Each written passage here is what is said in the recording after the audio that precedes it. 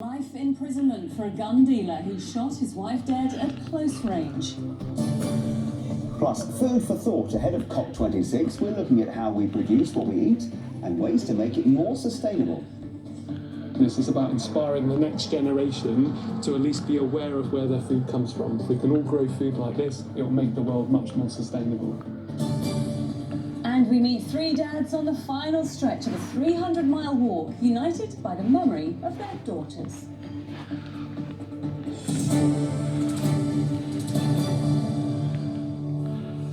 Hello from Becky and me, and welcome to the programme.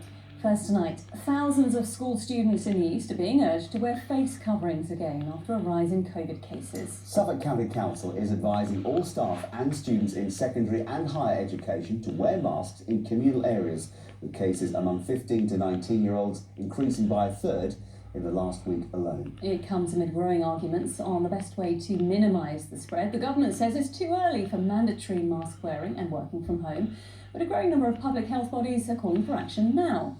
Sarah Cooper is in Cambridgeshire for us this evening. Sarah.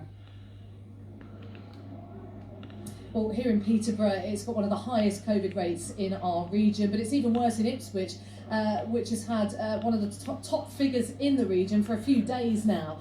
And across the east, the infection rate now is nearly 7 times higher than it was this time last year. And if we look at our region's hospitals too, the number of COVID patients double what they were this time last year, although nowhere near those huge figures we were seeing in January. Of course, the big difference now that more than 85% of people have been double jabbed, many now eligible for their booster too. But despite that, some now calling for stricter social restrictions to be reintroduced now to stop the virus spreading more during the winter.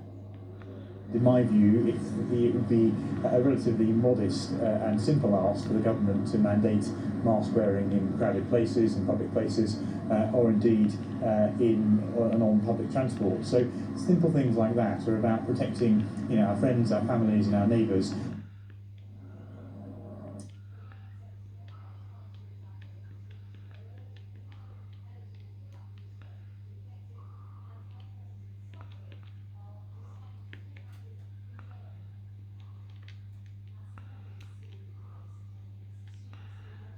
To get into the HDMI, how to do it that way. Go down.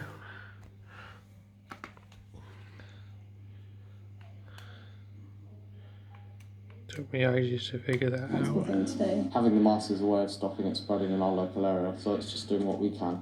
Upon the return to school after half-term on the 1st of November, masks will be reintroduced across all secondary schools and colleges in Suffolk in response to a sharp increase in COVID cases. Staff and students will have to wear them in communal areas outside the classroom. The new rule will also apply to staff in primary schools and to parents collecting children in the playground. We felt that by reintroducing some of those measures a little bit earlier, it gave us the greatest opportunity to try and keep things as normal as possible for as long as possible. So we were very reluctant to lose those things that we'd gained back. So it's been really important to us to have after school clubs, really important for us to be able to have students mixing in the lunch hall and those sorts of things. Suffolk is one of several counties to have reintroduced masks following a steep increase in the number of COVID cases among school Works children. best on a white wall. The number of COVID cases in Suffolk children aged 10 to 14 has increased by 15%. In the age group 15 to 19 years old, that's increased by 32%. The reintroduction of masks aims to keep transmission down and keep more children in school. Really good viewing In angle October too. alone, more than 26,000 days of school have been missed by children in Suffolk.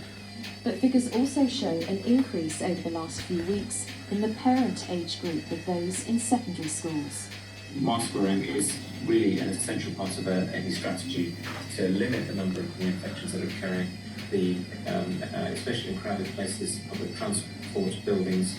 And so I think that mask wearing is absolutely essential given that we are dealing with a variant that can avoid vaccine responses. At present, the government's relying on the vaccine programme as its plan A in the fight against the virus. But the NHS Confederation and the British Medical Association are calling for Plan B measures, including mandatory face coverings in crowded and enclosed spaces, to be introduced now to get on top of rising cases and avoid overwhelming the NHS. Health Secretary Sajid Javid has said he wouldn't implement Plan B at this point.